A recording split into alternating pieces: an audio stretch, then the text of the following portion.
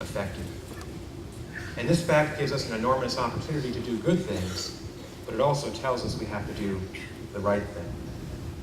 So we live in an era of globalization, and the United States is the most important country in the world. We have the largest economy. We have the strongest military. We have the greatest political reach. We're an indispensable country, called on to tackle the world's most difficult problems. But that places a huge premium on our having the best possible leaders in government, in business, and in academia. And it means especially that we need all of you to think about what you can do with your Dickinson education, and think of it perhaps as a call to service. Dickinson has given you an international orientation. It's given you an ethical compass by which you might navigate your lives beyond this campus.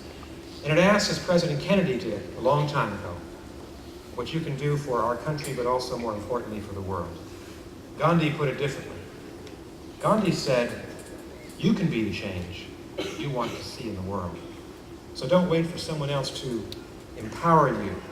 Don't wait for someone else to give you the confidence and belief that you have a unique and powerful capacity to do good things. And so when you leave Dickinson today as graduates, we'll ask you to lead at one of the most historic junctures in our national history. I've been a professional diplomat for 25 years, and I cannot remember a time when our country was faced with so many problems, so many complex problems, seemingly all at once. Think of the global headlines from just your senior year in college. Terrible wars in Iraq and in Afghanistan. A truculent Iran seeking nuclear weapons in the Middle East. The genocide and humanitarian crisis in Darfur. Massive poverty in all continents. And the lack of social justice and human dignity in vast stretches of the developing world. In a globalized and interdependent world, we Americans have been given the baton of leadership. And so we need to maximize the positive forces at work in the world and minimize the negative forces. And to be an effective global leader, our country needs to reject the twin illusions of isolationism and of unilateralism. For much of our national history, we have fluctuated wildly between periods of engagement in the world and brief, intense bursts, isolation from the world, and brief, intense bursts of engagement in it. Well, I think those days are over. If 9/11 taught us anything, it's that America can never again isolate itself from the great challenges of our day or avoid the mantle of leadership. And we Americans now know that we can't turn away from the challenges of the world. We need to face them. But we also need to reject isolationism's twin evil, unilateralism. There are some people still in our country who believe that we can go it alone in the world. I fear that theirs is a one-way road to failure for our foreign policy. We should not want to be the lone global cop. We should not want our soldiers to have to do all the fighting. We should not want our taxpayers to have to foot the bill for the world's international agenda. We can't go it alone in the world. And so instead of turning away from the world as the isolationists would have us do, or try to be singular and solitary as the unilateralists would say, we need to commit ourselves to a stronger and wiser policy, as our government is attempting to do, to rebuild the United Nations and NATO and all the other great international institutions that are the bedrock of the international community. I also think that we have a great responsibility in our country to stand up for what's right in the world. And so if we communicate to the rest of the world that we really don't care about their problems, well then they're not going to believe in the credibility of our leadership. Our global game plan can't just be about us. It's got to be about the rest of the world's problems too. And that means for all of us here, graduates and family members, that those of us who live lives of wealth and luxury relative to the rest of the world, and that's just about everybody here, we have a special responsibility to identify with the poor and the less fortunate around the world and build bridges to them. We can't be satisfied with the global status quo if 700 million Indians are living at the poverty level. We can't be satisfied with the status quo in the Western Hemisphere if there are millions of poor in Northeast Brazil and in Haiti and throughout the Caribbean. We can't be satisfied with the global healthcare status quo when most of the world has practically no access to the healthcare that we rely on here in our great country.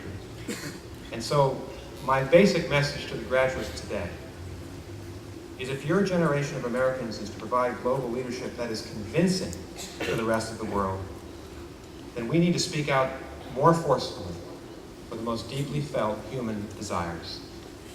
And that's for social justice. And that's for an end to poverty and an end to war. What I admire so much about young people, and I had a great chance to meet many of you last evening, is that you're idealistic, and you can tell just by talking to you that you're idealistic. I think that's essential to true greatness on the world stage for a country as well as for individuals. And if you think of it, Americans have always been at our best when we've been idealistic. Jefferson was idealistic in writing that all people are equal before God. Lincoln was idealistic when he ended slavery. Eleanor Roosevelt was idealistic when she committed the entire United Nations to a universal declaration of human rights. And Martin Luther King Jr. was idealistic when he sat in a Birmingham jail cell and he called for peaceful and nonviolent change in our country to give African Americans in his time the rights that should have been theirs all along. So we have to give the world hope as Americans. And you graduates of Dickinson and all the young men and women graduating today need to give us all hope that we can seek, that you can seek, as the great poet Tennyson said, a newer world here on earth. Now I do remember, vaguely, what it was like to sit in your place, and I remember wondering, what can I possibly do to make the world a better place? What can I do as an individual? I think the answer is this. You can actually do quite a lot if you put your heart and mind and soul to it. And you may sometimes feel hopeless when you witness the cruelty and even the darkness that we see, unfortunately, in our modern world. The senseless slaughter of your fellow students at Virginia Tech, the terrible plight of the refugees in Iraq, and all the people who succumbed to AIDS and malaria in just the past year. But I have one request to make of you this morning. Please don't ever despair that you cannot contribute something positive to the world.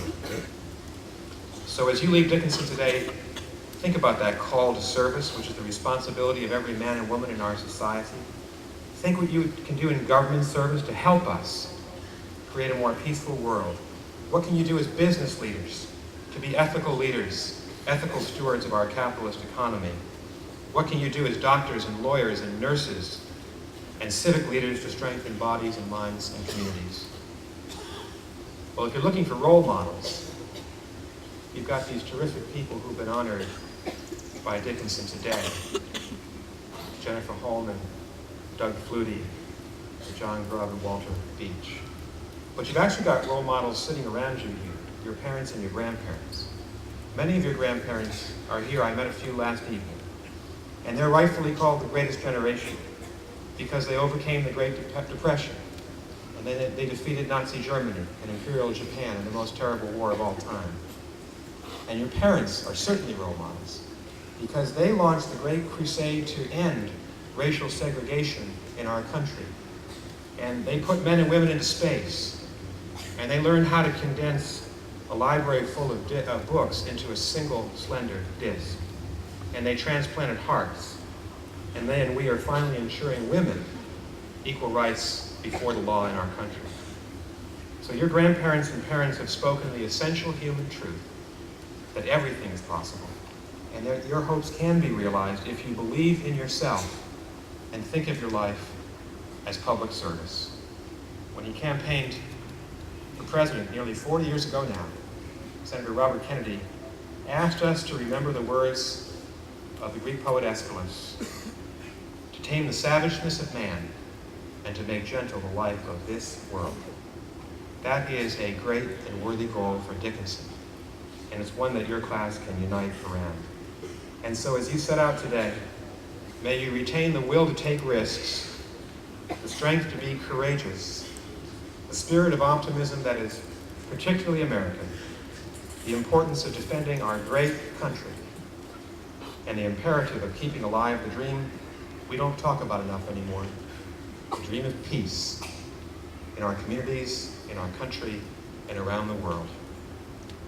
You're joining the ranks of a privileged community, the community of the educated, and your Dickinson education has changed you forever. It's the key to the American dream, and it will help to propel you forward for all the days of your life. And so we wish for you the very best of good fortune, of success. We wish you wisdom and humility, and we look forward to following your acts as you live and write the history of our country and of the world in the years ahead.